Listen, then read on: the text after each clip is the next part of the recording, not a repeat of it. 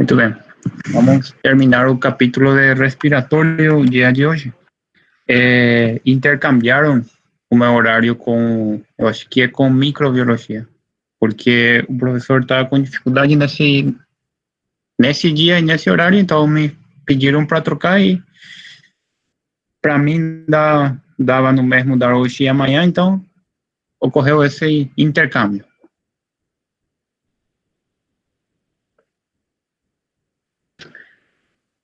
Peguei a minha caneta. Muito. Ya habíamos hablado de la diferencia entre una arteria y una vena, pero solamente para que no haya ninguna duda. Vamos a definirle, o sea, uno de los criterios que vamos a llevar en cuenta y el que es más importante para definir una vena, para diferenciar una vena de una arteria, va a ser la siguiente. Toda estructura que sale de nuestro corazón va a ser una arteria, ¿saben? Y todo lo que llegue a nuestro corazón va a ser vena, ¿correcto? Entonces, acá tenemos el ventrículo izquierdo. El ventrículo izquierdo está saliendo la arteria aorta, que va a llevar sangre a todo el cuerpo, ¿correcto? Del ventrículo derecho va a salir otra arteria, ¿correcto? Que es nuestra arteria pulmonar o nuestro tronco pulmonar, ¿correcto? Que luego se va a dividir en una arteria pulmonar derecha e izquierda y va a llevar la sangre del ventrículo derecho hacia los pulmones para que se pueda oxigenar, ¿correcto? A la aurícula derecha va a llegar la sangre proveniente de todo el cuerpo, sangre sin oxígeno, ¿correcto? A través de las venas cavas, vena cava superior y vena cava inferior. A la aurícula izquierda ya llega sangre rica en oxígeno, proveniente proveniente de los pulmones, ¿correcto? A través de las venas pulmonares, que son 4, 2 del lado derecho, 2 del lado izquierdo. ¿Perfecto? Entonces, todo lo que está llegando, vena, todo lo que está saliendo, arteria. Tenemos una circulación mayor y una circulación menor. Voy a aprovechar el dibujo acá nomás. La circulación mayor comienza en el ventrículo izquierdo, correcto. Luego la aorta va a llevar la sangre a todo el cuerpo, correcto. Y va a regresar nuevamente a través de las venas cavas, inferior y superior, y terminar en la aurícula derecha. Entonces, la circulación mayor comienza en el ventrículo izquierdo y termina en la aurícula derecha. Perfecto.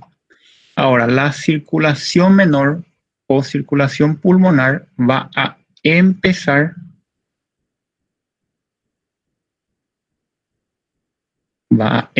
en el ventrículo derecho, ¿correcto? Luego se va a continuar con el tronco pulmonar, la arteria pulmonar derecha, arteria pulmonar izquierda, y va a volver hacia el corazón mediante las venas pulmonares, ¿correcto? Y terminar finalmente en la aurícula izquierda. Entonces, la circulación menor o circulación pulmonar comienza en el ventrículo derecho y termina en la aurícula izquierda. ¿Correcto? Perfecto. Circulación menor o circulación pulmonar del corazón hacia los pulmones y de los pulmones nuevamente hacia el corazón. Y la circulación mayor, la que va a llevar la sangre ya rica en oxígeno a todos los tejidos del cuerpo.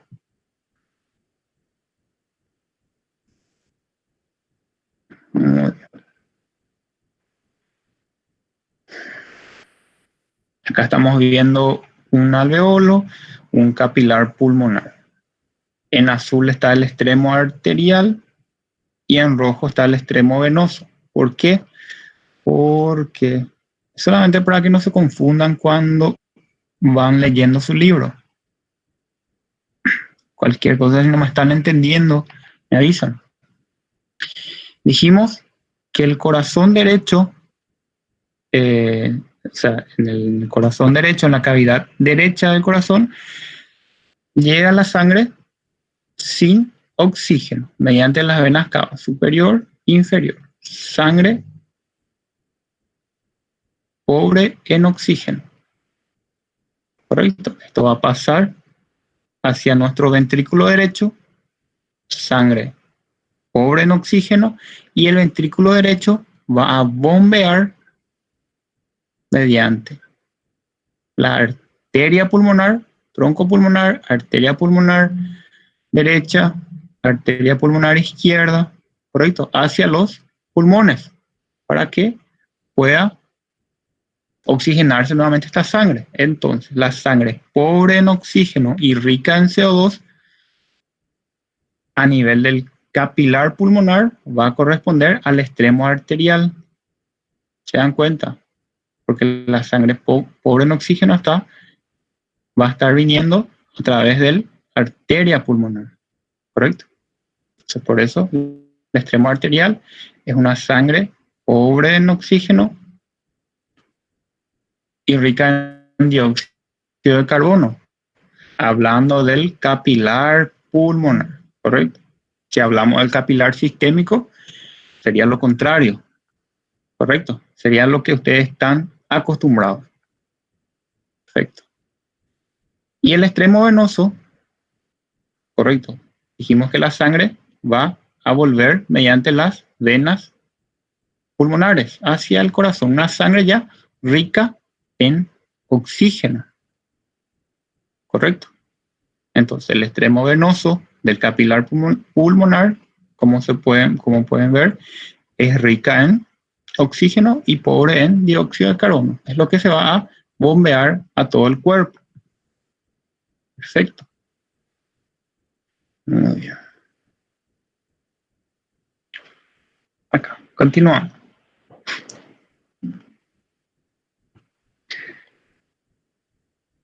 Acá tenemos su extremo venoso, las presiones parciales de oxígeno y de dióxido de carbono en el extremo arterial, correcto, del capilar pulmonar.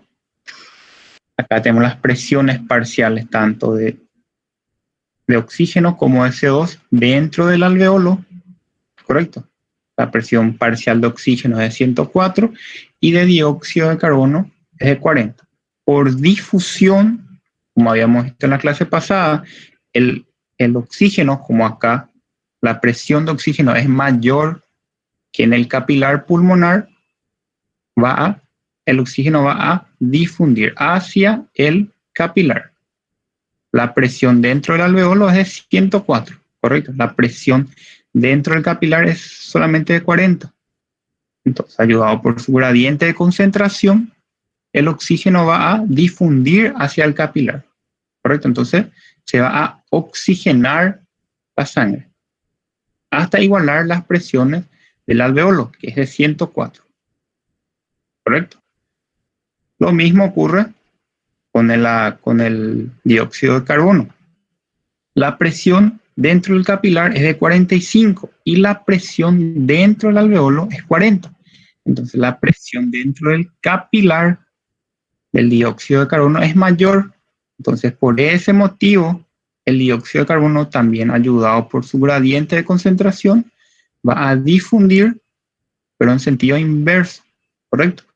Va a pasar del capilar hacia el alveolo, ¿correcto? Para luego ser eliminado con la expiración. Perfecto. Ahora, el 98% del gasto cardíaco o el 98% de toda la sangre pasa por este mecanismo, pasa por la oxigenación a través de la membrana alveolo capilar que vimos reciencito. El 98% de la sangre pasa y se oxigena y presenta una presión parcial de oxígeno de 104 y una presión parcial de dióxido de carbono de 40 milímetros de mercurio, ¿correcto? Pero existe un 2 a 5% de todo el gasto cardíaco que no pasa por esta membrana alveolo capilar. O sea, no realiza el intercambio gaseoso. ¿Correcto? Esto van a corresponder a las arterias, a la sangre, ¿verdad? Correspondiente de los vasos bronquiales, principalmente los vasos bronquiales profundos, que irrigan la parte más profunda del parénquima pulmonar y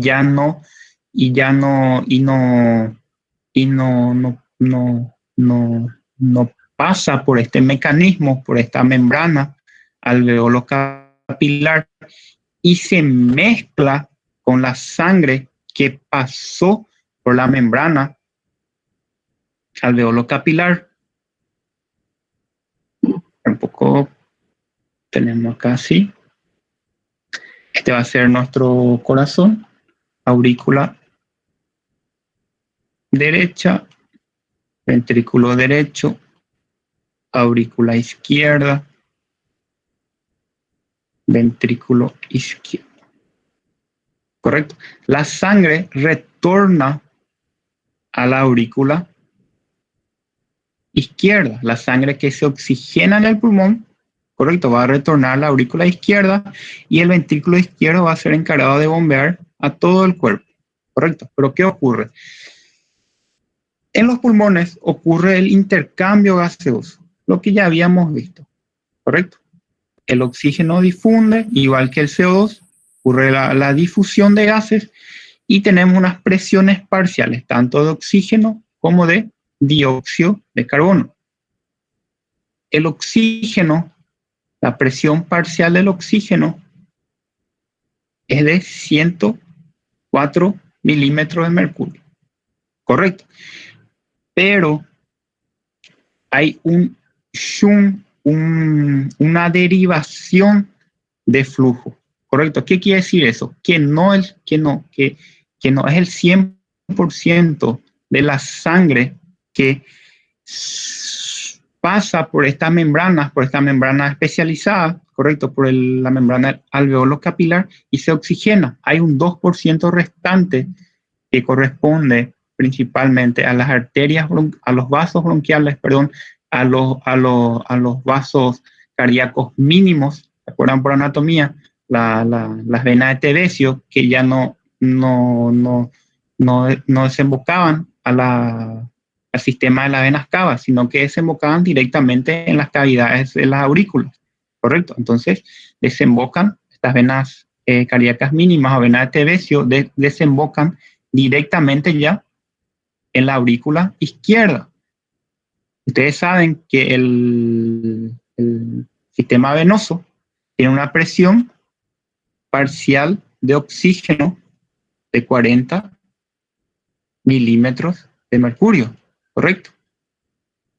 Entonces, estas venas, como son las venas cardíacas mínimas, algunas venas pleurales y algunos vasos bronquiales, principalmente los más profundos, no pasan por esta membrana alveolo capilar, desembocan directamente ya en la aurícula izquierda y mezclan la sangre proveniente de las venas pulmonares, sangres que se oxigenaron, se mezclan con la sangre desoxigenada, ¿correcto? Hay un shunt arteriovenoso o un flujo de derivación y al mezclarse la sangre que se oxigenó, que tiene una presión de 104 milímetros de mercurio, con ese 2% que no se oxigenó, ¿correcto?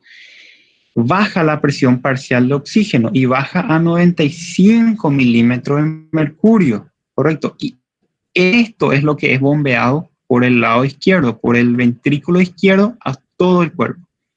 Entonces, la sangre que reciben todos los tejidos del cuerpo reciben a una presión parcial de oxígeno de 95 milímetros de mercurio. ¿correcto? Todos los tejidos entonces reciben sangre con una presión parcial de oxígeno de 95 milímetros de mercurio, ¿correcto? Bueno, un poco acá, lo mismo, el 98% de la sangre pasa por la membrana alveolo capilar y se oxigena. El 2%, ¿correcto?, no pasa por la membrana alveolo capilar y no se oxigena. A esto llamamos shunt anatómico porque es normal, o flujo de derivación, ¿correcto? Se mezcla directamente con la sangre oxigenada, que tiene una presión de 104. Toda esta sangre que pasa por esta membrana alveolo capilar, que ya vimos, ¿correcto?, que tiene una presión parcial de oxígeno de 104, va a mezclarse con este 2% que no pasa por este mecanismo, ¿correcto?, que corresponden a los vasos bronquiales, a los vasos cardíacos mínimos, algunos vasos, algunas venas pleurales. Y al mezclarse disminuye la presión parcial de oxígeno. Entonces, dentro de la aurícula izquierda, ya la presión parcial de oxígeno es solamente de 95 milímetros de mercurio. Y esto pasa al ventrículo izquierdo y el ventrículo izquierdo bombea con esta presión parcial de oxígeno. ¿Correcto? Y esto es lo que llega a todos los tejidos del cuerpo. Acá lo mismo, para poder explicarle. La presión parcial alveolar, presión parcial del oxígeno alveolar es de 104 milímetros de mercurio, como estábamos viendo, ¿correcto? La imagen del libro de ustedes. Acá comienza la presión parcial del oxígeno en el capilar, en el extremo venoso, correcto, la sangre venosa sistémica tiene una presión parcial de 40 milímetros de mercurio, correcto. Esto va hacia los capilares pulmonares, donde ocurre el intercambio, la difusión de gases entre el alveolo y el capilar, se oxigena nuevamente esta sangre y llega a tener una presión parcial de 104 milímetros de mercurio. ¿Esto dónde? En los capilares pulmonares, como habíamos visto, ¿correcto? Luego, esta sangre se mezcla, ¿correcto?, con ese flujo de derivación, con ese 2% que no participa del intercambio gaseoso, ¿correcto? Entonces, al mezclarse, la sangre ya sistémica o la sangre que va a ser bombeada a todo el cuerpo va a tener una presión parcial de 95 milímetros de mercurio. Ya luego, después de la mezcla, ¿correcto? Y esto va a ser bombeado a todos los tejidos del cuerpo. Entonces, los capilares sistémicos, ya luego la presión va a descender nuevamente a 40 milímetros de mercurio, ya cuando los tejidos del cuerpo utilizan el oxígeno, ¿correcto? Disminuye la presión parcial de oxígeno y empieza todo de nuevo el ciclo, ¿correcto? 40, acá otra 40, se va otra hacia los capilares pulmonares, se oxigena, ocurre el flujo de derivación, ¿correcto? Se mezcla la sangre oxigenada con la sangre no oxigenada, el shunt anatómico, y se bombea todo el cuerpo nuevamente y empieza todo de nuevo el ciclo. ¿Entiendes? Una y otra vez. Ahora vamos a ver la difusión del oxígeno entre el capilar y el tejido. Vamos a ubicarnos un poquito. Acá tenemos una célula, como pueden fijarse, una célula, otra célula, acá está el capilar, entre el vaso y la célula tenemos este espacio, que es nuestro espacio intersticial, ¿se acuerdan? Dijimos que la presión parcial del oxígeno, correcto, a nivel del capilar sistémico era de 95 milímetros de mercurio, correcto. La presión dentro, o sea, la presión intersticial, presión parcial de oxígeno intersticial, es de 40 milímetros de mercurio, correcto. Y la presión parcial de oxígeno intracelular todavía es más baja, ¿correcto? Porque acá dentro de la célula, las mitocondrias, ¿correcto? Utilizan este oxígeno para fabricar energía, para fabricar ATP, ¿correcto? Utilizan el oxígeno y liberan dióxido de carbono, ¿se acuerdan? Entonces la presión parcial de oxígeno intracelular es más baja todavía, es de 23 milímetros de mercurio, ¿correcto? Entonces es fácil ya entender cómo va la mano. La presión parcial de oxígeno dentro del capilar sistémico es de 95 milímetros, es mucho mayor que la presión parcial a nivel intersticial. Entonces, ayudado por este gradiente, correcto, de concentración, acá es mucho mayor dentro del capilar, va a difundir con facilidad hacia el intersticio el oxígeno hasta igualar nuevamente la presión intersticial con la presión capilar, ya en el extremo venoso.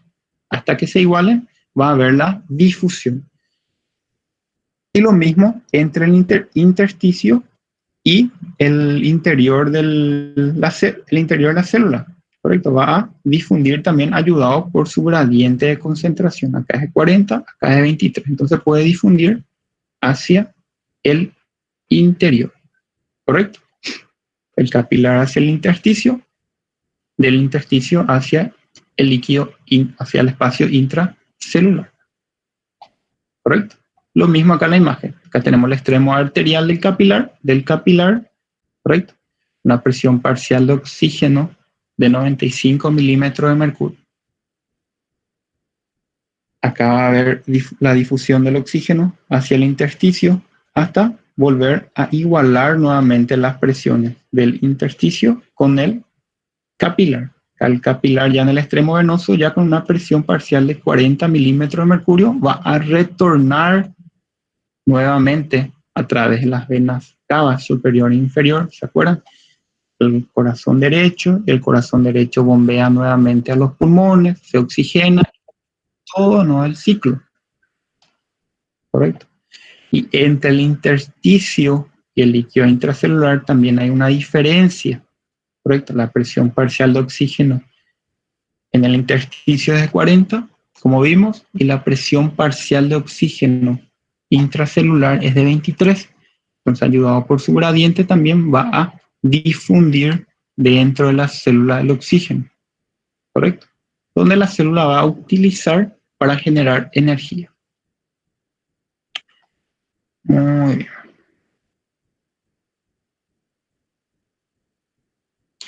La presión parcial del oxígeno en los tejidos o presión parcial tisular va a estar determinada por dos variantes. Uno, por el flujo sanguíneo o la velocidad de transporte de oxígeno en la sangre, ¿correcto? Y otro por la velocidad con que la célula utiliza el oxígeno. Si ustedes se fijan acá en el cuadro del libro de ustedes, acá marca, en la horizontal, está marcando el flujo sanguíneo, el aumento del flujo sanguíneo, y acá arriba la presión parcial de oxígeno. Entonces dijimos que sus variantes son la velocidad de transporte de oxígeno en la sangre, o sea, el flujo sanguíneo, correcto. A mayor flujo, como ustedes se pueden fijar, a mayor flujo sanguíneo, mayor va a ser la presión parcial del oxígeno. ¿Se entiende? Va a haber mayor cantidad de oxígeno en los tejidos, en otras palabras. A mayor flujo, mayor presión parcial intersticial de oxígeno, como pueden ver.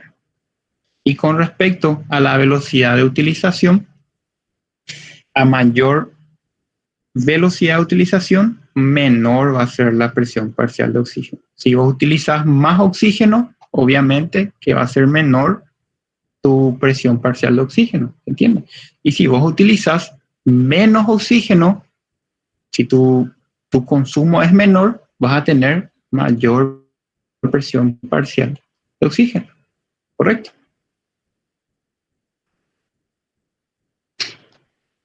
Con respecto a la difusión del dióxido de carbono entre el tejido del capilar ocurre de la misma forma que el del oxígeno.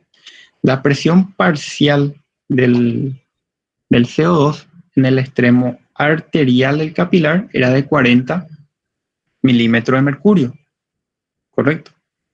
Esta es la presión con que está llegando la sangre a través de las arterias sistémicas, todos los tejidos. Dijimos que dentro de las células se encuentran las mitocondrias, que van a ser las principales, la principal organela encargada de generar energía para que la célula realice toda su función, ¿correcto? Y para eso va a utilizar el oxígeno, ¿correcto?, que le está llegando, y va a liberar como producto de desecho el dióxido de carbono, ¿correcto? Entonces, dentro de la célula va a haber mucha cantidad de CO2, justamente por eso. Entonces, la presión parcial intracelular de CO2 va a ser más elevada, va a ser de 46 milímetros de mercurio. La presión parcial de CO2 del intersticio es de 45 milímetros de mercurio. Y lo mismo, ayudado por este gradiente de concentración, ¿correcto?, difunde el CO2. Como acá es mayor la presión, va a difundir hacia el intersticio, ¿correcto? Va a pasar al intersticio. Y si se acuerdan, la presión parcial del capilar era de 40. Es menor que la presión intersticial para el CO2. Entonces el CO2 también puede difundir desde el intersticio hacia el capilar, hasta igualar las concentraciones intersticiales con la del capilar, ¿correcto? Y esto va a volver al lado derecho, ¿correcto? Hablamos a nivel sistémico. Nuestro corazón, el lado izquierdo, el ventrículo izquierdo, tiene sangre rica en oxígeno, ¿correcto?, y pobre en CO2, dióxido de carbono. Esto es bombeado a través de la aorta y todas sus ramas, ¿correcto?, a todo el cuerpo. Perfecto. Muy bien, acá está esto va a representar en nuestro extremo arterial, cualquier rama proveniente de la circulación sistémica, ¿correcto? Su porción terminal, o sea, su capilar ya, va a tener, va a ser una sangre, ¿correcto?, rica en oxígeno, con una presión parcial de 95 milímetros de mercurio, como vimos reciencito, y una sangre pobre en CO2, con una presión parcial de 40 milímetros de mercurio. Sería esto de acá arriba. Está llegando la sangre, ¿correcto? Luego del intercambio que ocurre a nivel del capilar y los tejidos, como acá en el ejemplo sería el del dióxido de carbono, ¿correcto? El dióxido de carbono pasa al intersticio, el intersticio nuevamente al capilar, hacia el extremo venoso, como pueden ver, ya la presión parcial del CO2 va a igualar a la intersticial, ¿correcto? Va a ser de 45 milímetros de mercurio, esto ya es el extremo venoso. Ahora, en el extremo venoso del capilar, vamos a tener una sangre rica en CO2, como pueden fijarse, y ya pobre en oxígeno, ¿correcto? Extremo venoso del capilar, y esto va a retornar nuevamente al lado derecho del corazón mediante las venas cava superior e inferior, una sangre rica en CO2 y pobre en oxígeno. Esto pasa nuevamente al ventrículo derecho, y el ventrículo derecho va a bombear hacia los pulmones nuevamente para que puedan volver a oxigenarse esta sangre, ¿correcto? Ocurren en los pulmones, en los capilares pulmonares, ocurre nuevamente la difusión de gas. Se oxigena la sangre y se pierde el dióxido de carbono. Y vuelve nuevamente mediante las venas pulmonares hacia el lado izquierdo. Ya sangre nuevamente rica en oxígeno y pobre en dióxido de carbono. Y empieza todo el circuito de nuevo. ¿Se entiende? Perfecto. Y de la misma forma que el oxígeno, la presión parcial del dióxido de carbono va a estar determinada por dos factores.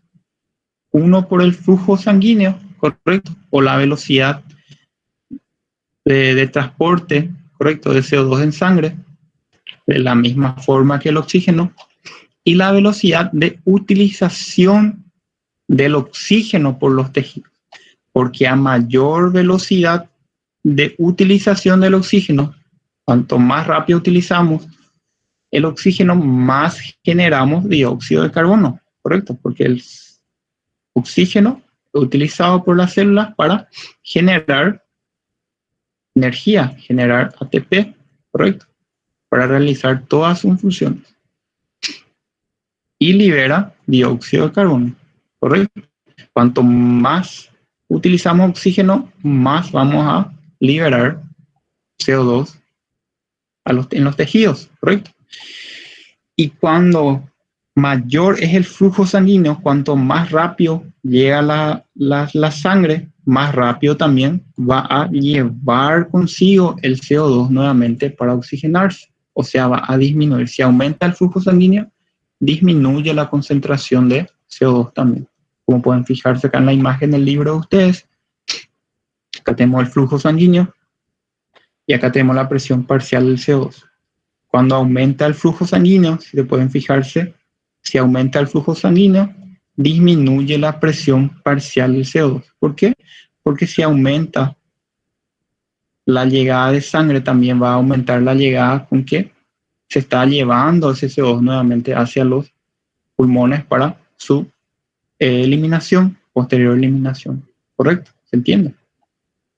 Muy bien. Y si aumenta la velocidad de utilización, ¿se dan cuenta? Si aumentan la velocidad de utilización, cuanto más utilizamos oxígeno, más liberamos CO2. Entonces también va a aumentar la concentración de CO2. Si aumentamos el metabolismo, aumentamos la concentración de CO2.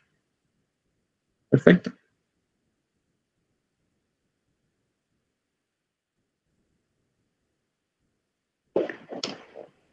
Si hay algunas preguntas, está ahí.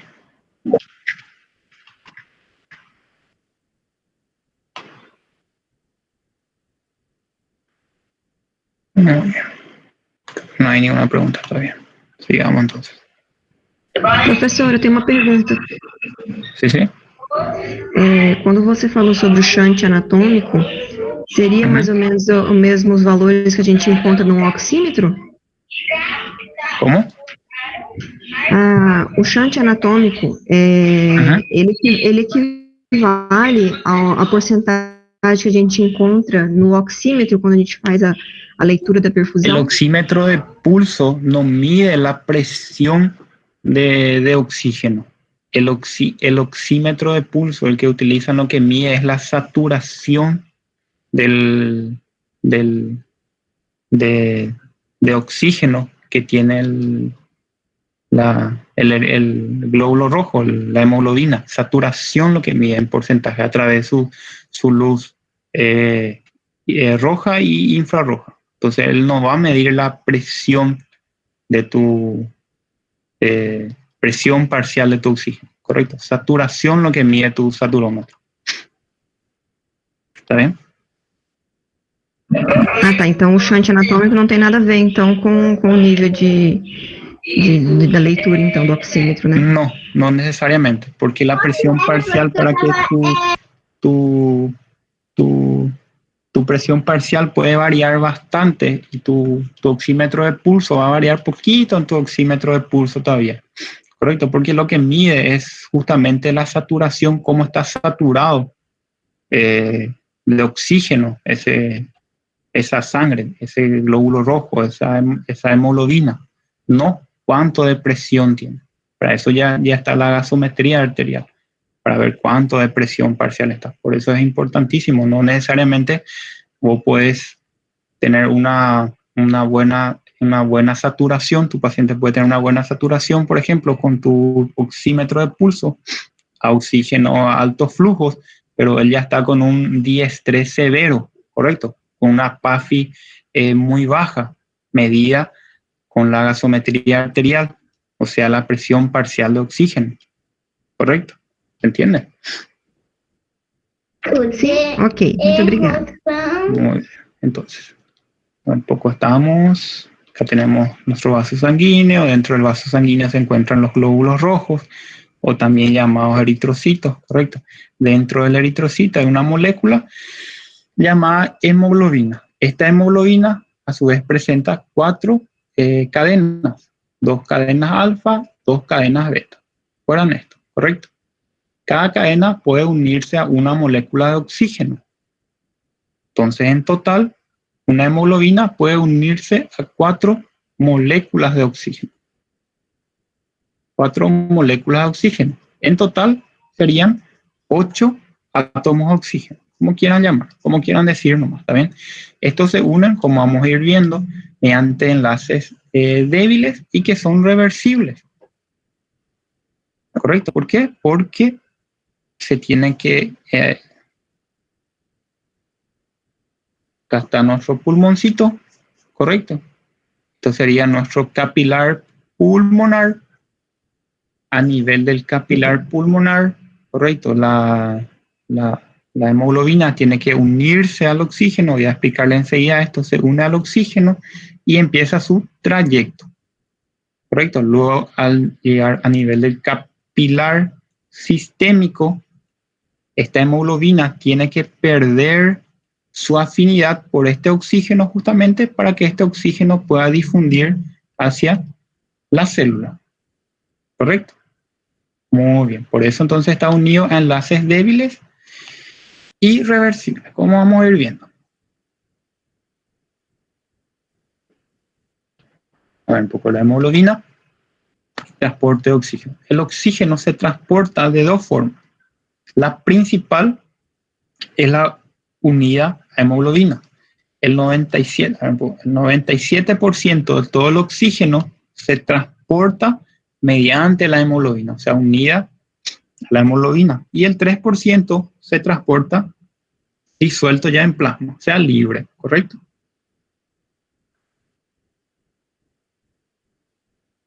Acá un poquito de trabalengua. En cada 100 ml de sangre, por cada 100 ml de sangre que usted o sea, por cada 100 ml de sangre, correcto. O en cada 100 ml de sangre vamos a tener 15 gramos de hemoglobina, correcto. Y cada gramo de hemoglobina puede transportar 1,34 ml de oxígeno. Cada gramo de oxígeno, cada gramo de hemoglobina, correcto, transporta 1,34 ml de oxígeno, correcto. Y para tener una noción, esto nos va a servir para tener una noción, en 100 ml de sangre, correcto, tenemos 15 gramos de 15 gramos de hemoglobina, correcto. Y por cada gramo de hemoglobina, no se confundan acá, por cada gramo de hemoglobina hay 1,34 ml de oxígeno. Esto a una saturación del 100%, correcto. Nuestra saturación promedio es del 97%. ¿Está bien? Pero vamos a trabajar en una saturación del 100% primero para entender.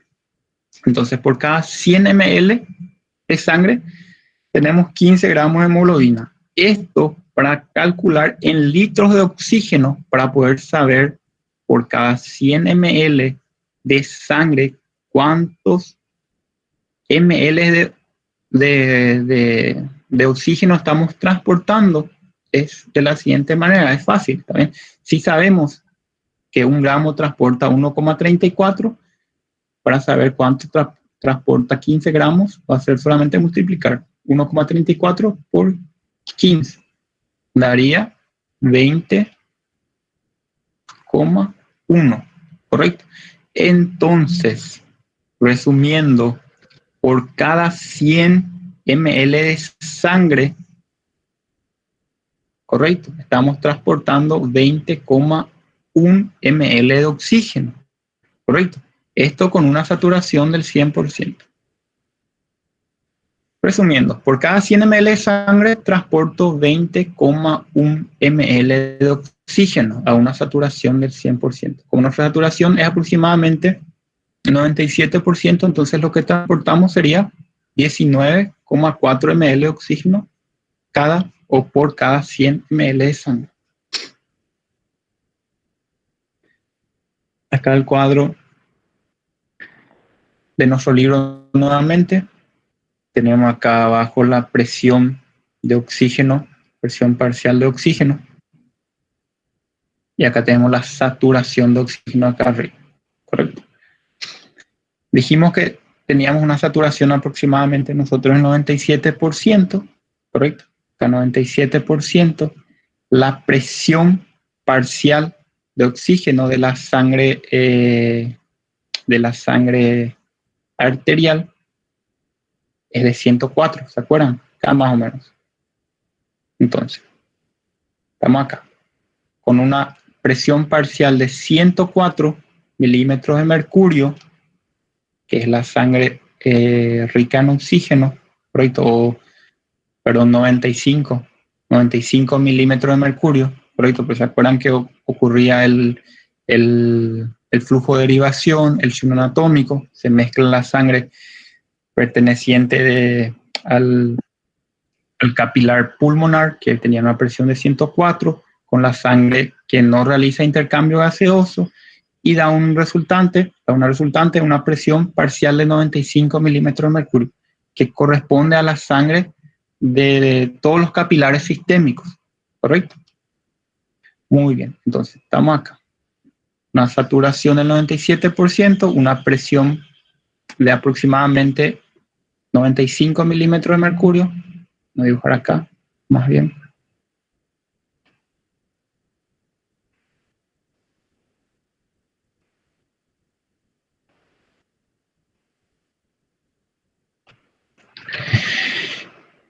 Con esa presión y con esa saturación dijimos que transportábamos 19,4 ml de oxígeno por cada 100 ml de sangre.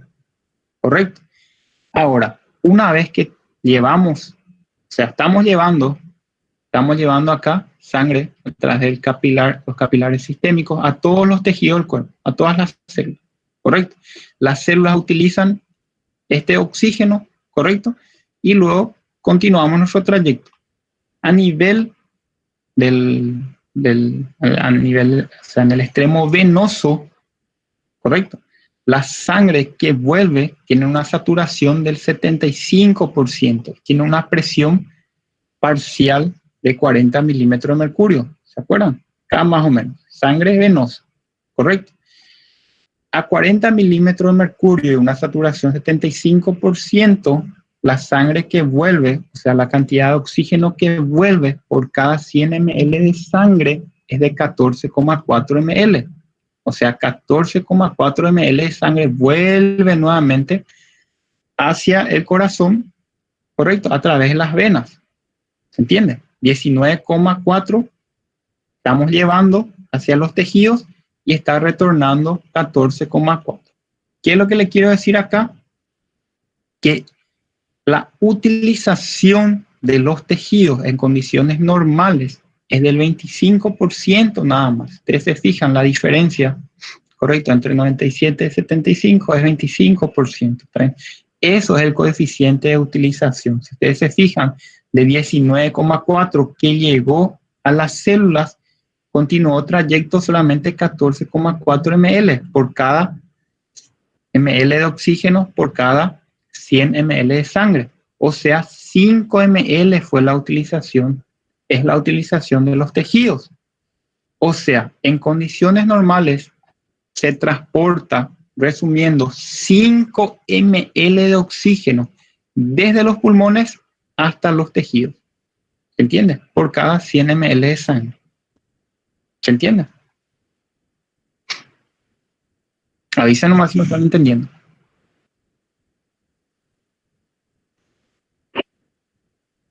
¿Cómo?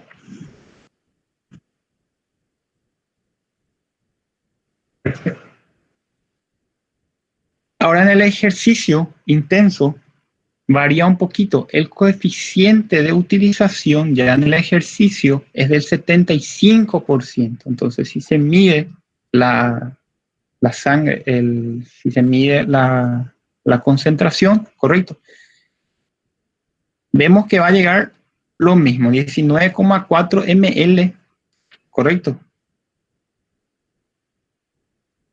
de oxígeno por cada 100 ml de sangre, pero lo que va a retornar es solamente ya 4,4 ml de oxígeno por cada 100 ml de sangre.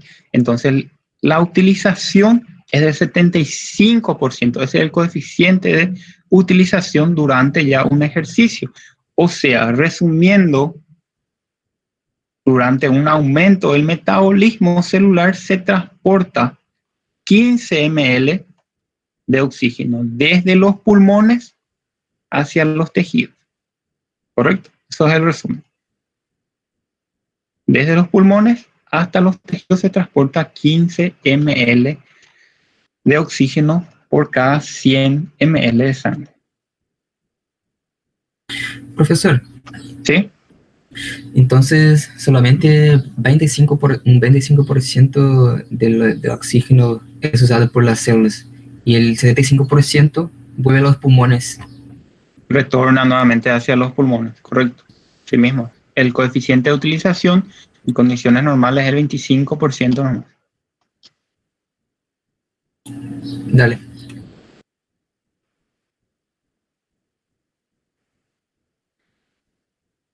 Muy bien. Un concepto que tienen que tener es cuando la hemoglobina está unida al oxígeno, vamos a llamarle de oxihemoglobina. Acá está la hemoglobina con sus 4 cadenas, ¿está bien? Cuando está unida al oxígeno es oxihemoglobina. Ahora, cuando la hemoglobina está libre, son sus cadenas, tenía 4 cadenas, 2 alfa, 2 beta. Cuando está libre, vamos a llamarle hemoglobina reducida o desoxihemoglobina. ¿Correcto? Muy bien. La hemoglobina también tiene un efecto amortiguador.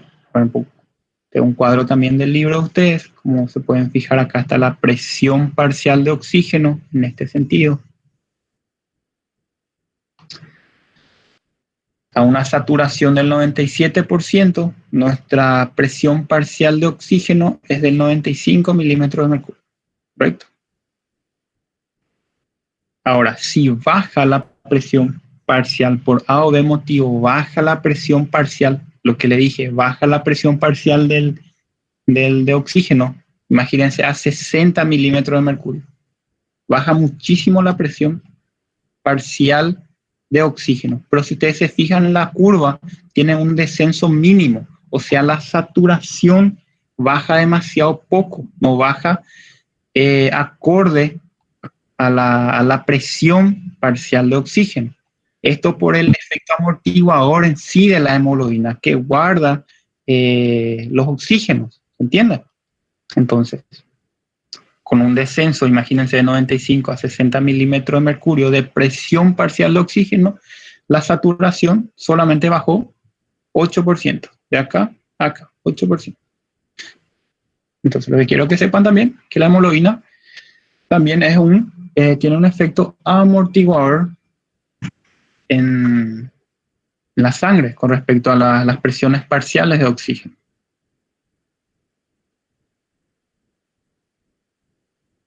Ahora la curva de disociación. Si no me están entendiendo, me atajan nomás, está bien, porque vamos a ir complejizando un poquito más esto. ¿Correcto? Un poquito más vamos a complejizar todavía. Profesor. ¿Sí? No entendí la parte anterior, porque, por ejemplo, cuando hay el intercambio gaseoso entre las venas pulmonares 95 milímetros de mercurio y vuelve a los pulmones 60 milímetros de mercurio, ¿la presión? ¿Cómo? ¿Tiempo otra vez? Bueno, por ejemplo, tenemos 95 milímetros de mercurio de presión después de la oxigenación. Va hasta los tejidos, ahí hay la utilización de los tejidos, un 25% de la sangre, pero la presión vuelve a 60 milímetros de mercurio. No. Este es el efecto amortiguador de la hemoglobina, lo que recién le estaba explicando. La presión parcial de tu oxígeno es de 95 milímetros de mercurio en condiciones normales, como estábamos viendo, ¿correcto? Pero puede haber, en forma patológica, pueden haber patologías que descienda tu presión parcial de oxígeno, ¿correcto? Que no haya una difusión adecuada de gas, entonces va a descender la concentración de tu oxígeno, la presión parcial de tu oxígeno, ¿correcto? Por ejemplo,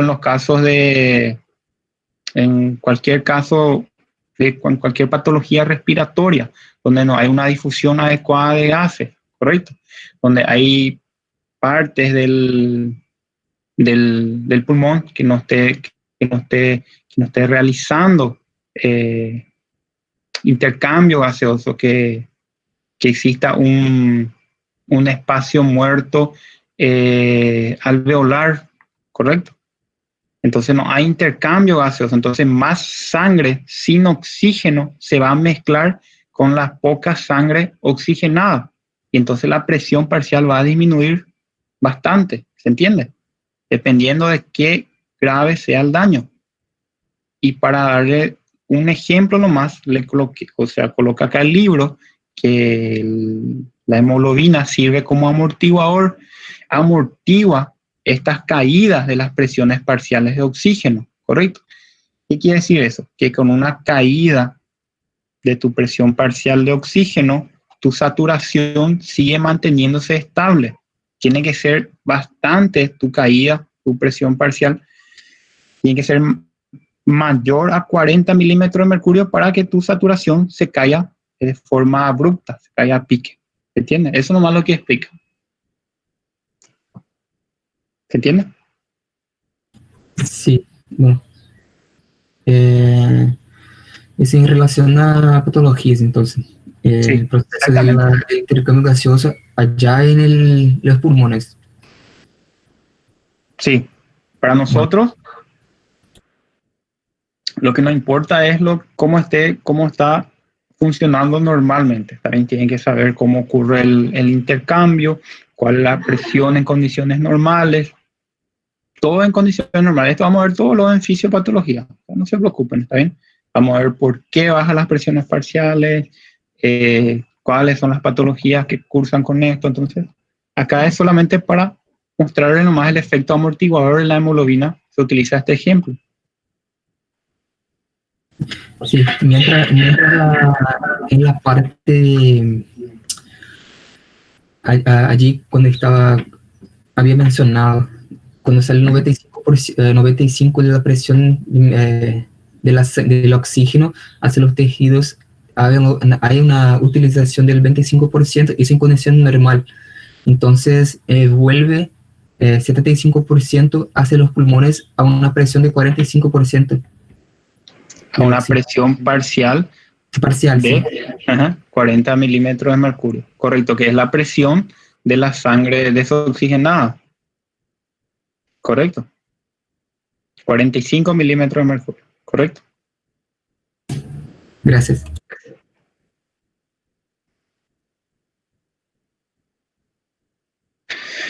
Muy bien, vamos a complejizar un poquitito más. Ya estamos terminando esta parte. Con respecto a la curva de disociación del oxígeno y la hemoglobina, ¿también? Hay factores que van a hacer que la hemoglobina se agarre con más fuerza al oxígeno o que le suelte al oxígeno, ¿correcto? Que tenga mayor o menor afinidad al oxígeno, ¿correcto? Y esto va a desplazar nuestra curva hacia la derecha o hacia la izquierda. Si la hemoglobina la agarra más fuerte al oxígeno, va a desviar la curva, o sea, decimos que nuestra curva de disociación está desviada hacia la derecha. y si le suelta o no tiene mucha afinidad por el oxígeno, está desviado hacia la izquierda. Vamos a explicar mejor acá. Desplazamiento de la curva hacia la derecha. ¿Cuáles son los factores que desplazan primeramente la curva hacia la derecha? 1, el aumento de la concentración de hidrogeniones. Correcto. Aumento de la concentración de hidrogeniones, o también el aumento del pH. Si aumenta la concentración de hidrogeniones, obviamente aumenta también la concentración de pH. El aumento del CO2, el aumento de la temperatura y el aumento del bifosfoliserato, 2,3 bifosfoliserato. Correcto. Que es lo que es un metabolito de la glucólisis, ¿se acuerdan? Perfecto. Entonces, todos estos factores van a hacer que el oxígeno tenga menos afinidad por la hemoglobina. ¿Correcto? Entonces, haya una mayor liberación del oxígeno hacia los tejidos. ¿Correcto? Esto ocurre a nivel de los capilares sistémicos. A nivel de los capilares sistémicos, ustedes saben que hay una utilización del oxígeno para generar energía y se elimina como producto de desechos CO2. Entonces, a nivel los capilares sistémicos van a tener un mayor aumento del CO2. El aumento del CO2 va a producir que tu curva de disociación se desplace hacia la derecha, o sea que la hemoglobina pierda la afinidad por el oxígeno. ¿Y para qué es importante esto? Porque si la hemoglobina pierde su afinidad por el oxígeno, se va a separar del oxígeno y va a poder así el oxígeno difundir hacia los tejidos. ¿Correcto? Muy bien. Lo mismo también el aumento de hidrogeniones, o el aumento de la temperatura, o el aumento del bifosfoliserato.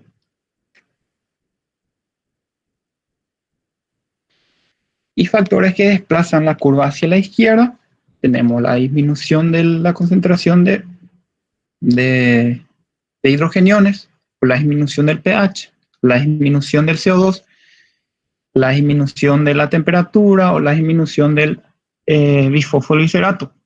Correcto. Esto produce una mayor afinidad del oxígeno por la hemoglobina, lo que ocurre más bien a nivel de los capilares pulmonares. ¿Por qué? Porque a nivel de los capilares pulmonares nos conviene que la hemoglobina tenga mucha afinidad por el oxígeno y que le atrape al oxígeno para que le pueda transportar. ¿Correcto? Y a nivel de los capilares pulmonares hay una poca concentración, una disminución de la concentración de hidrogeniones, disminución de la concentración de CO2. ¿Por qué? Porque el CO2 se está eliminando, pasa al alveolo y con la expiración se está eliminando. Si hay menos CO2, también hay menos cantidad de hidrogeniones. ¿Correcto? Porque se acuerdan que el CO2 enseguida reaccionaba con el agua y ya forma el ácido carbónico, y el ácido carbónico se disocia en bicarbonato y hidrogeniones. Si vos estás eliminando tu CO2, automáticamente también estás disminuyendo tu cantidad de hidrogeniones. ¿Correcto? ¿Se acuerdan de esto, verdad? Y lo mismo, ustedes saben que el principal transporte, o sea, todavía no llegamos a eso, pero el principal transporte del CO2 es el bicarbonato. El CO2 se transporta principalmente por medio del bicarbonato. Entonces, cuando llega a nivel del capilar sistémico, este bicarbonato va a reaccionar con este hidrógeno libre y va a disminuir más todavía la concentración de hidrógeno. ¿Entienden? Y al disminuir la concentración de hidrógeno, hay una mayor afinidad del oxígeno por la hemoglobina. O sea, la hemoglobina se va a unir con mucha más facilidad por el oxígeno para comenzar su trayecto, su transporte. ¿correcto? Entonces, a nivel capilar, a nivel de los capilares sistémicos, hay una disminución de la afinidad del oxígeno por la hemoglobina. ¿Para qué? Para que se separe la hemoglobina del oxígeno y el oxígeno pueda pasar hacia los tejidos, ¿correcto? Y a nivel de los capilares pulmonares, lo contrario, la hemoglobina tiene que unirse al oxígeno fuertemente para poder comenzar su viaje, su trayecto, ¿correcto?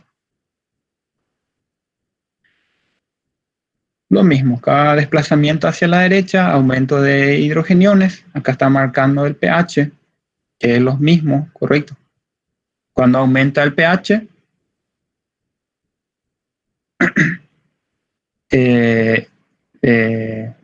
desvía la curva hacia la izquierda y cuando disminuye hacia la derecha, ¿correcto? Aumento aumento de iones hidrógeno, ¿correcto? Produce un pH ácido, ¿se acuerdan? pH ácido, y esto desplaza hacia la derecha. pH básico hacia la izquierda, o disminución de la concentración de hidrogeniones. ¿Se acuerdan, verdad? Si no se están acordando, me avisan nomás. pH normal, 7,35, 7,45.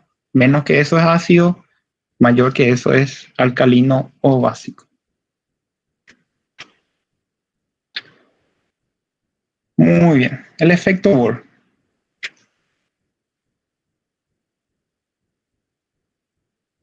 Explica un poquito el efecto Bohr.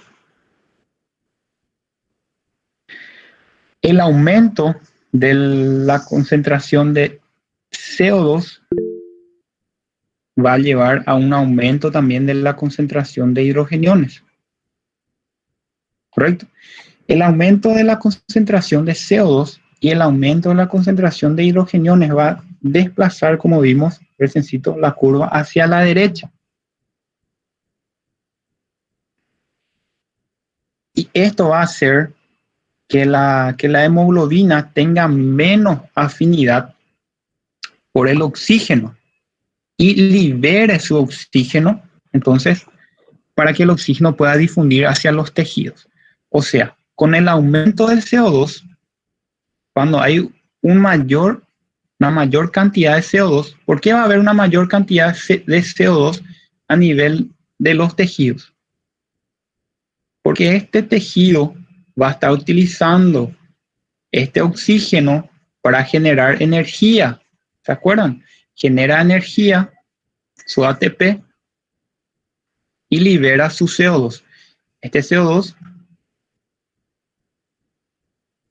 se queda acá dentro de la célula, luego pasa al intersticio, todo por difusión, ¿correcto? Luego pasa al capilar nuevamente. Y hay un aumento del CO2 a este nivel. ¿Recuerdan las primeras clases? Entonces hay un aumento de CO2. Este aumento de CO2 también va a producir un aumento de la concentración de hidrógeno, como vimos. Enseguida la molécula de agua, enseguida la molécula de CO2 se une a una molécula de agua, reacciona y forma el ácido carbónico, ¿correcto? Este ácido, H2CO3. El ácido carbónico enseguida se disocia nuevamente en un protón hidrógeno y en un ion bicarbonato. Es el mecanismo de transporte principal también del CO2, como vamos a ver enseguida, el bicarbonato. Entonces el aumento de CO2 y el aumento de la concentración de hidrogeniones desplaza la curva hacia la derecha. ¿Y qué quiere decir eso? ¿Qué quiere decir que desplace la curva hacia la derecha? Hace que nuestra hemoglobina no le guste el oxígeno. La hemoglobina está unida al oxígeno, ¿correcto? Y cuando hay un aumento de la concentración de CO2 y de hidrogeniones, lo que ocurre a nivel de los capilares sistémicos, ¿correcto? Esta hemoglobina pierde totalmente el gusto por el oxígeno, o sea, no le gusta más el oxígeno. Entonces se disocia, se separa del oxígeno. Y una vez que la hemoglobina se separe del oxígeno, el oxígeno se encuentra libre dentro del capilar, ¿correcto? Y cuando está libre dentro del capilar, el oxígeno puede difundir ayudado por su gradiente de concentración hacia la célula. ¿Correcto? Eso habla el efecto Bohr.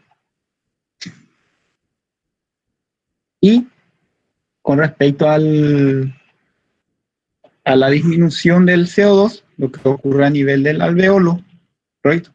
Si les pregunto el efecto Bohr a nivel del capilar sistémico, es lo que reciéncito hablamos. Si se le pregunta el efecto Bohr a nivel alveolar, lo opuesto nada más. La disminución del CO2 y la disminución de los niveles de hidrogeniones, disminución de CO2 y disminución de hidrogeniones, ¿por qué creen que va a haber una disminución de CO2 a nivel alveolar, a nivel de los capilares pulmonares? Porque el CO2 está difundiendo hacia el alveolo y se está eliminando con la expiración, ¿correcto? Si hay poca cantidad de CO2, este CO2 no se puede juntar con agua y entonces no se puede producir ácido, o sea, no se puede liberar hidrogeniones, ¿correcto? Acá también hay bicarbonato que está transportando el CO2. Este bicarbonato enseguida se une con la molécula de hidrogenio, secuestra la molécula de hidrogenio. Esto a nivel del alveolo, a nivel del capilar pulmonar. Entonces va a disminuir bastante la concentración de hidrogeniones y va a disminuir la concentración de CO2. Cuando disminuye la concentración de CO2 y de hidrogeniones, la curva de disociación se desvía hacia la izquierda y esto hace que la hemoglobina se enamore totalmente del oxígeno y le agarre con mucha fuerza al oxígeno. ¿Se entiende? Se agarra al oxígeno con mucha fuerza. ¿Para qué? Para empezar su viaje. ¿Se entiende? Porque el principal medio de transporte del oxígeno, dijimos al comienzo, que era la hemoglobina. ¿Correcto? ¿Se entiende ahora? Avisen si no están entendiendo. Sí.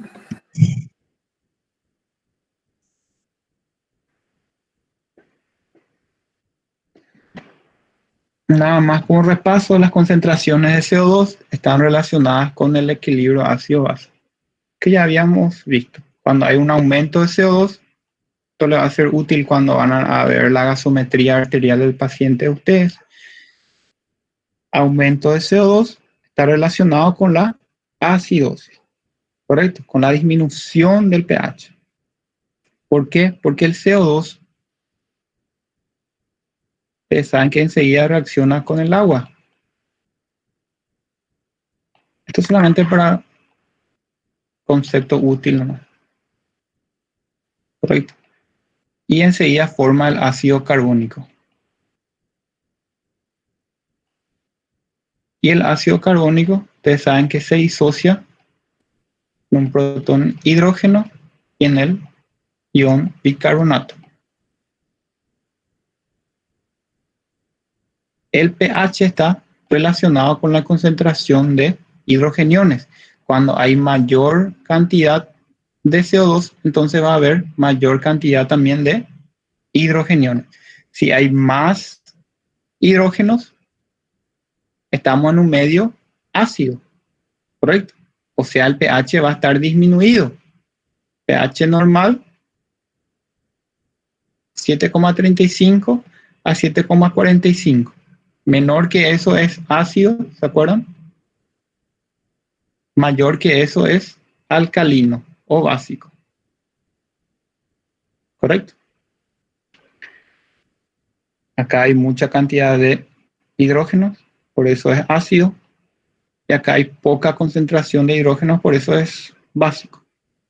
Entonces, cuando hay un aumento de CO2, también hay un aumento de hidrogeniones. Cuando hablamos de un aumento de hidrogeniones, hablamos de un pH bajo. Como pueden ver, hablamos de una acidosis. Perfecto. Si hay poca concentración de CO2, si hay poca concentración de O2, también va a haber poca concentración de hidrogeniones. ¿Correcto? Entonces vamos a hablar de un pH elevado, pH alto. Acá. Vamos a hablar de alcalosis.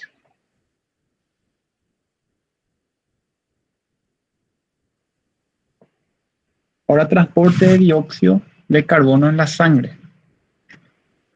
El CO2 se transporta de 3 formas, ¿correcto? La principal es unido, o sea, la principal es a través del ion bicarbonato, como estábamos diciendo, ¿correcto?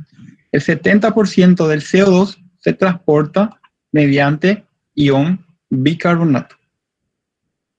El restante se transporta unido a la hemoglobina y suelto en el plasma, ¿correcto?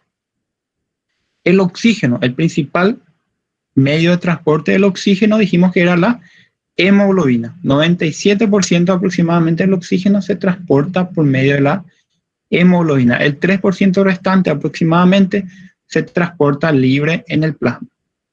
El CO2 tiene tres mecanismos de transporte. El principal es unido, o sea, a través del ion bicarbonato, que es el 70%. Luego tenemos también unido a la hemoglobina para formar la carbaminohemoglobina, 23%, y libre en su estado suelto a través del plasma, 7%. Desde los tejidos hasta los pulmones se transporta 4 ml de CO2 por cada 100 ml de sangre. ¿Correcto? Ese es lo que se transporta desde los tejidos hasta los pulmones en condiciones normales. Un poco...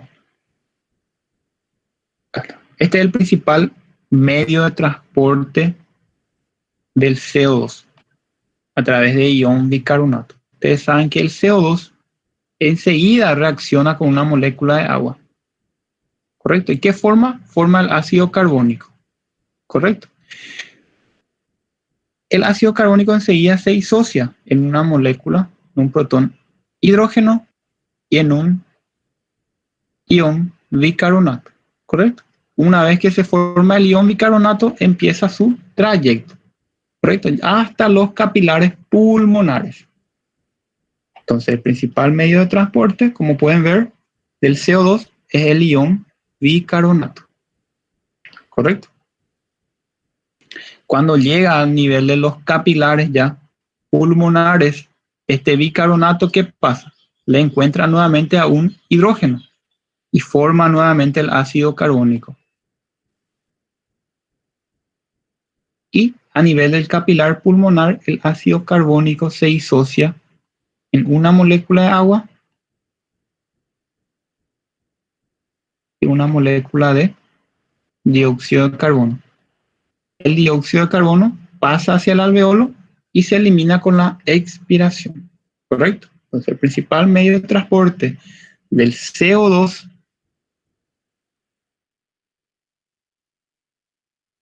es el bicarbonato. Lo mismo un cuadro que está en el libro de ustedes.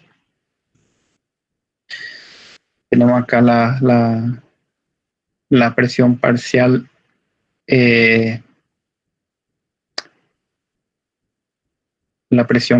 del dióxido de carbono acá y los volúmenes por ciento acá.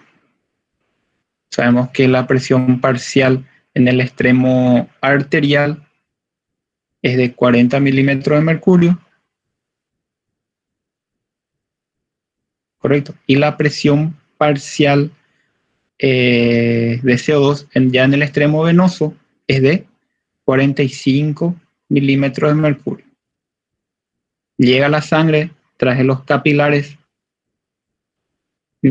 A la izquierda va a ser nuestro capilar, la parte arterial, ¿correcto?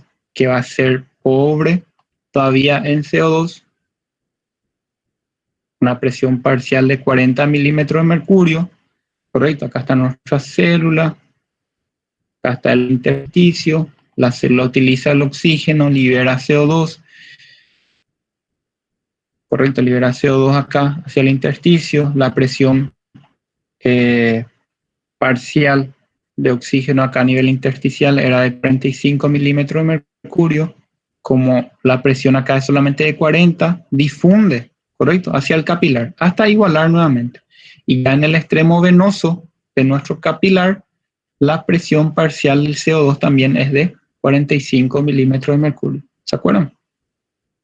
Y esta es la que va a llegar hasta los pulmones nuevamente para oxigenarse, ¿correcto? Y para eliminar el CO2. A una presión de 40 milímetros de mercurio, ¿correcto? Tenemos 48 ml de CO2 por cada 100 ml de sangre, ¿correcto? Y a una presión parcial de 45 milímetros de mercurio, tenemos 52 ml por cada 100 ml de sangre, ¿correcto? Resumiendo, en condiciones normales vamos a transportar, si ustedes ven la diferencia entre estos dos es de 4 ml, nada más es la diferencia. O sea, entonces en condiciones normales, ¿correcto?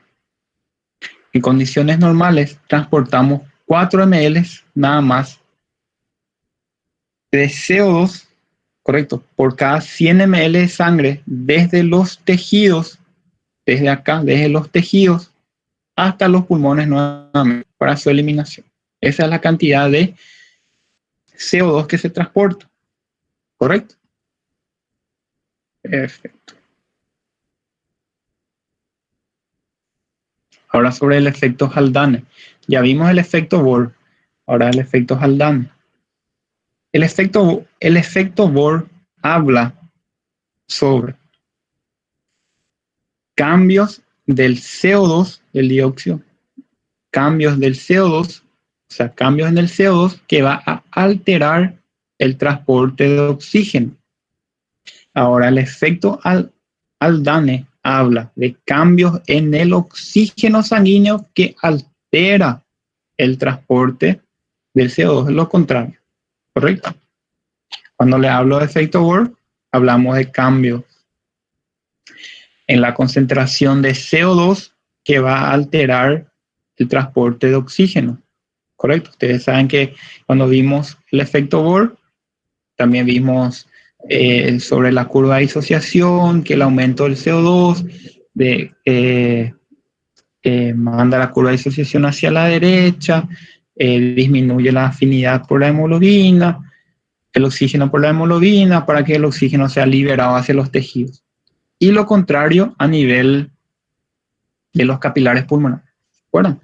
Entonces, resumiendo, el efecto Bohr habla de cambios en el CO2 sanguíneo que va a alterar el transporte de oxígeno. Y el efecto Haldane habla de cambios en la concentración de oxígeno que altera el transporte de CO2. Vamos a ver acá el efecto Haldane. A mayor oxígeno unido a la hemoglobina, la afinidad de la hemoglobina por el CO2 y por el hidrógeno disminuye. A menor oxígeno unido a la hemoglobina, hay una mayor afinidad de la hemoglobina por el oxígeno y el hidrógeno. A ver esto, acá abajo. Cuando el oxígeno se une a la hemoglobina, ¿correcto?, se libera un protón hidrógeno, ¿correcto? Este protón hidrógeno liberado va a generar un medio ácido.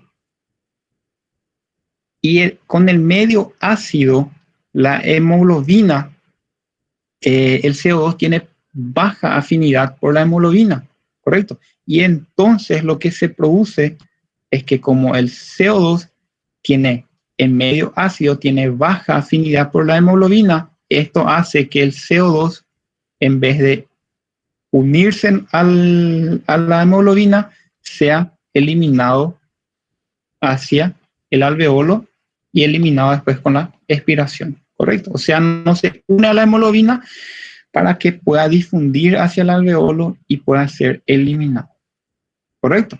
Entonces, resumiendo, cuando el oxígeno se une a la hemoglobina, libera hidrógeno, el hidrógeno genera un medio ácido que hace que el CO2 no quiera unirse a la hemoglobina y por consiguiente, entonces por difusión pase hacia el alveolo y posteriormente es eliminado con la expiración. Ahora, lo mismo, cuando el oxígeno se une a la hemoglobina, libera su hidrógeno, correcto, libera hidrógeno. Esto va a generar que el bicarbonato que estaba transportando también CO2 se una a este hidrógeno libre, correcto, forme el ácido carbónico. Este ácido carbónico luego se disocia en una molécula de CO2 nuevamente y una molécula de agua. Y lo mismo, el CO2 pueda, una vez que está libre, pueda difundir hacia el alveolo y así posteriormente ser eliminado. Esto es el efecto Haldane. Entonces, como pudieron ver, el efecto Haldane habla en cambios en el oxígeno que va a alterar el transporte de CO2. Y el efecto Bohr habla de cambios en el CO2 sanguíneo que altera el transporte de oxígeno. Perfecto. Muy bien. Lo mismo. Efecto Bohr, efectos Haldane. Acá nuestra diapositiva.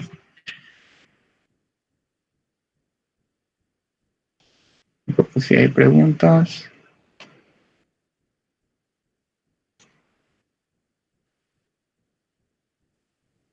No tenemos preguntas hasta ahora. Vamos a dar nuestro receso entonces y vamos a continuar enseguida. Si no hay ninguna pregunta. Última parte. El transporte ese, el efecto Haldane. Entonces, cuando hay un exceso de afinidad de la hemoglobina con el oxígeno, no hay espacio para el dióxido de carbono se unir a la hemoglobina. O hay espacio para uno o para otra. Sí, cuando lo que pasa es que cuando el oxígeno se une a la hemoglobina, la hemoglobina libera su hidrógeno que tenía unido a él. Este hidrógeno genera un medio ácido y con medio ácido, correcto, hay poca afinidad del CO2 a la hemoglobina. O sea, la hemoglobina de medio ácido no tiene afinidad por el CO2. Entonces el CO2 no tiene más remedio que difundir hacia el alveolo por su gradiente justamente de concentración. Entonces difunde hacia el alveolo y después ya es eliminado.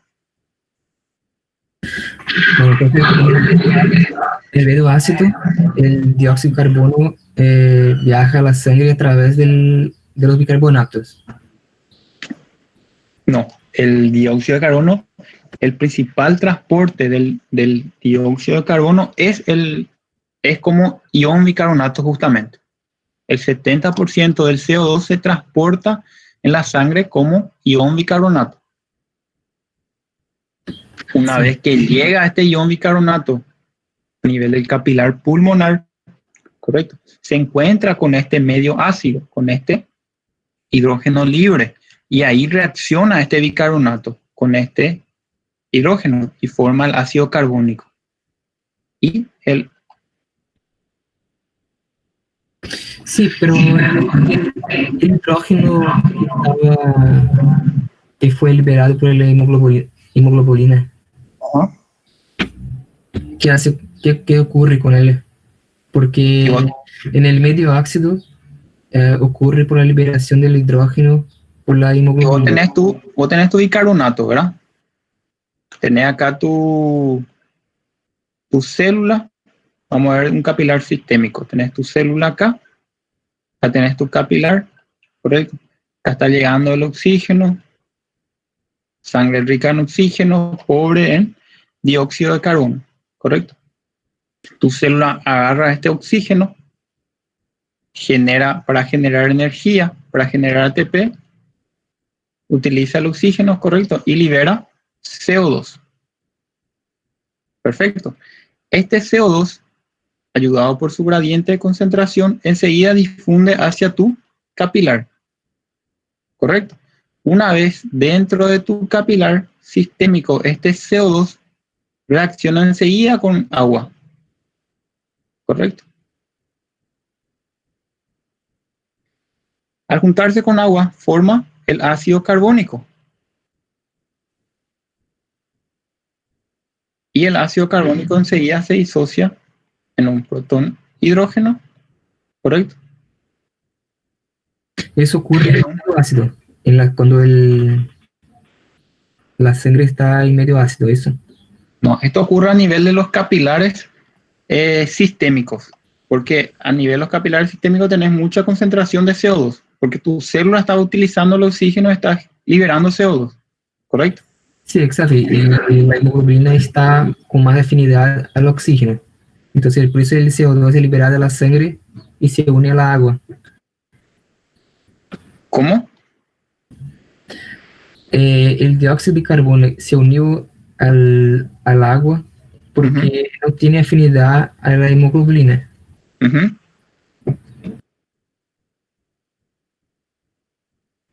El dióxido de carbono siempre reacciona con una molécula de agua.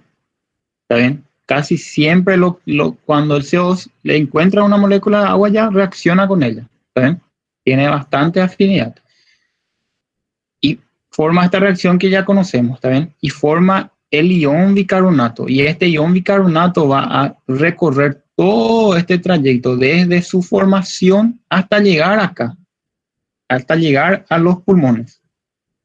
Una vez que llegue acá a los pulmones, el bicarbonato va a reaccionar nuevamente con este hidrógeno liberado por tu hemoglobina y va a formar nuevamente el ácido carbónico, y el ácido carbónico se va a disociar ya después en CO2 y agua.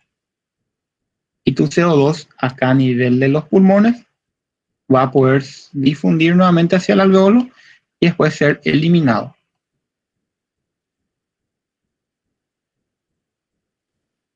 Pregúntame nomás, yo sé que no nos estamos entendiendo, entonces pregúntame lo que nos estás entendiendo. Sí, no, y una parte del CO2 que se une a hemoglobina.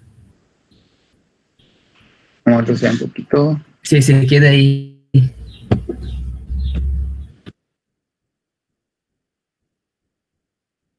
¿Acá o cuál? Sí, no, porque ahí había dibujado la parte de cuando el CO2 se une al agua. Pero hay una parte también que se une a la hemoglobina, ¿no? ¿Cómo?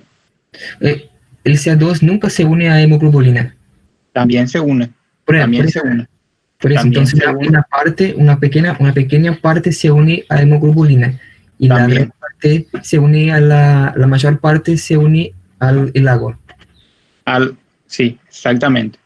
Hay un 20 a 30%, según nuestro libro, 23% aproximadamente, que el oxígeno es transportado a través de la hemoglobina. El CO2 es transportado a través de la hemoglobina también, porque el CO2 tiene 3 formas de transporte: unido a la hemoglobina, suelto y a través, o sea, como ion bicarbonato principalmente. Y todos sufren el intercambio. Independiente del transportador, todos van a sufrir el proceso de intercambio gaseoso. Todos van a sufrir. La idea es llegar hasta los capilares pulmonares para realizar la difusión, y desde ahí hasta los capilares sistémicos nuevamente para realizar la difusión. Gracias, ahora está más claro. Cualquier cosa me dice nomás, no hay problema, está bien. Parece un poquito trabalengua esta parte, les entiendo, entonces cualquier cosa me van diciendo después, no hay ningún problema. Entonces aprovechen ahora para comer algo, pueden tomarse un café y después continuamos, ¿está bien?